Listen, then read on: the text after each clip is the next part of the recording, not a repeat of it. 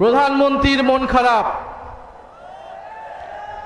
প্রধানমন্ত্রী আজকে মন খারাপ করে বলেছেন কক্সবাজারে যে বিরোধী দল কেন বাজেটের সমালোচনা করে। প্রধানমন্ত্রীর মন খারাপ দেখে আমাদেরও মন খারাপ। আমরা চেয়েছিলাম আপনার বাজেটের প্রশংসা করতে, কিন্তু আপনি দুর্নীতির রাস্তা বন্ধ করেন নাই, লুটপাটের রাস্তা বন্ধ করেন নাই, ব্যাংক দখল বন্ধ করেন নাই। ফলে আমরা জানি না এই বাজেটের কত টাকা জনগণের উন্নয়নে ব্যয় হবে, কত টাকা আপনার দলের নেতা কর্মীর পকেটে যাবে। আপনি একটা বাজেট দিয়েছেন যার সাথে বাস্তবতার কোনো সম্পর্ক নাই। জনগণকে স্বপ্ন দেখাচ্ছেন, যেই স্বপ্ন পূরণ করতে আপনি চূড়ান্তভাবে ব্যর্থ হবেন। একটা বাজেট দিয়েছেন যেই বাজেটকে বাস্তবায়ন করতে হলে আপনাকে কয়েক লক্ষ কোটি টাকা ঋণ নিতে হবে বিভিন্ন দেশ থেকে। ফলে এই বাজেটের সমালোচনা, যৌক্তিক সমালোচনা বিরোধী দল হিসেবে আমাদেরকে করতেই হবে।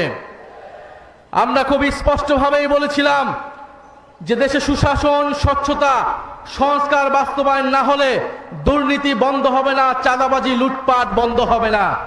আজকে হারে হারে বাংলাদেশের জনগণ সেটা দেখতে পাচ্ছে। ব্যাংক দখল শুরু হয়ে গিয়েছে। ইসলামী ব্যাংকে নতুন করে আবার এস আলমের হাতে তুলে দেওয়ার বন্দোবস্ত করছে। আপনি যতই অস্বীকার করুন না কেন, আমরা জানি এস আলমের গাড়িতে চড়ে কে বাংলাদেশের সংবর্ধনা নিয়েছিল। এস আলমকে কারা প্রোটেকশন দিচ্ছে বাংলাদেশের জনগণ জানে। ইসলামী ব্যাংককে কাদের হাতে তুলে দেওয়া হচ্ছে এটাও বাংলাদেশের জনগণ জানে। বাংলাদেশের জনগণ জানছে, কিন্তু বাংলাদেশের জনগণ এটা মেনে নেবে না। বিদ্যুতের দাম নজিরবিহীনভাবে বৃদ্ধি করা হয়েছে। গ্রামে গঞ্জে কোথাও বিদ্যুৎ পাওয়া যাচ্ছে না, দিনে 8 বার 10 বার করে লোডশেডিং হচ্ছে। বিদ্যুতের দাম এই সরকারকে বাড়াতে হবেই, কারণ এই সরকার আওয়ামী লীগের সরকারের করা অসম চুক্তিগুলো এখনো বহাল রেখেছে। আপনি আদানির চুক্তি আপনাকে বাতিল করতেই হবে, না হলে আপনি বিদ্যুতের দাম কোনোদিনই বাংলাদেশে কমাতে পারবেন না।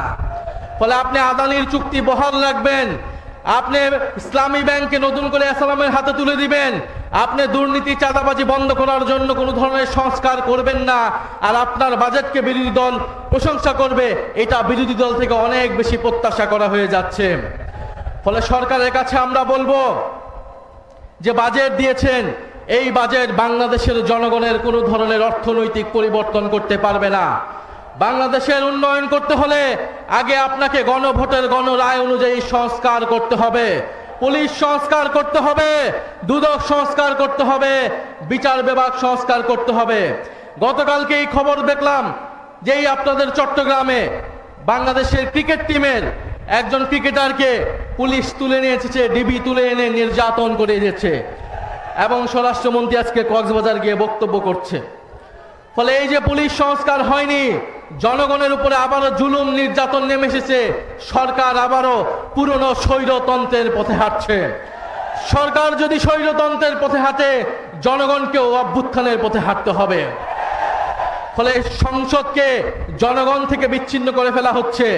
জনসংশ্লিষ্ট ইস্যুতে বিরোধী দলকে সেখানে কথা বলতে দেওয়া হচ্ছে না। আমরা দেখেছি গত 2-1 দিন আগেই বাংলাদেশে নতুন ভারতীয় হাই কমিশনার এসেছে, এবং আমরা গতকালকে মৌলভীবাজারে সীমান্তে আবার একজন বাংলাদেশি হত্যার খবর পেয়েছি। বলে উনি এসে যেই সুসম্পর্ক এবং বন্ধুত্বের কথা বলেছে, আমরা স্পষ্টভাবে জানিয়ে দিতে চাই, সীমান্তে কাঁটাতার এবং বন্দুক দিয়ে, নদীতে বাদ দিয়ে কোনো বন্ধুত্ব হয় না। এবং বাংলাদেশ এবং ভারতের আকাশ এক নয়, বাংলার মাটি আর ভারতের মাটিও এক নয়। সেই ফয়সালা 1947 সালেই হয়ে গিয়েছিল। 1947 সালে এই ফয়সালা হয়ে গিয়েছিল বাংলা স্বাধীন সার্বভৌম হবে। 1971 সালে এই ফয়সালা হয়ে গিয়েছিল। 2024 সালে পুনরায় আবার ফয়সালা হয়ে গিয়েছিল বাংলাদেশে কোনো আধিপত্যবাদী শক্তি থাকবে না, বাংলাদেশে কারোর সাথে বাংলাদেশ আপোষ করবে না। মর্যাদা এবং ন্যায় নীতির ভিত্তিতেই বাংলাদেশ সকলের সাথে সম্পর্ক তৈরি করবে।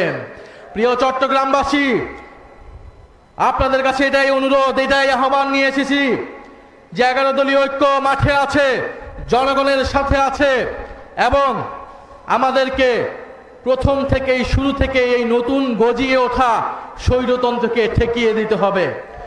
সরকারকে সর্বস্তরেই জবাবদিহিতার আওতায় আনতে হবে। আমরা দেখেছি কয়েকদিন আগে চট্টগ্রামে কারা জুলাইয়ের গ্রাফিতি মুছে ফেলতে চেয়েছিল, আপনারা সেটা ঠেকিয়ে দিয়েছিলেন।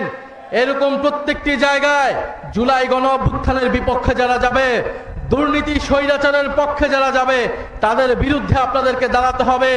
সরকারকে অবশ্যই জবাবদিহিতার আওতায় আনতে হবে। প্রত্যেকটা মন্ত্রীকে জবাবদিহিতার আনতে হবে। সেই দায়িত্ব আমরা সংসদে পালন করব এবং আপনারা যারা মাঠে আছেন, জনগণের নেতৃত্ব দিচ্ছেন, আপনাদেরকেও সেই দায়িত্ব পালন করে যেতে হবে। সরকারের হাতে খুব বেশি সময় নেই যদি সরকার এইভাবেই চলতে থাকে। ফলে সরকারের প্রতি আমরা আহ্বান জানাবো, জনগণের পক্ষে আসুন, জুলাই গণ অভ্যুত্থানের পক্ষে আসুন, নতুন বাংলাদেশের পক্ষে আসুন। আমরা সকলে মিলে ঐক্যবদ্ধভাবে এই বাংলাদেশকে আবারও নতুন করে গড়ে তুলবো ইনশাআল্লাহ। সবাই দোয়া রাখবেন। আবারও দেখা হবে। লড়াই আমাদের চলমান থাকবে, সংগ্রাম আমাদের চলমান থাকবে। আসসালামু আলাইকুম রহমতুল্লাহ।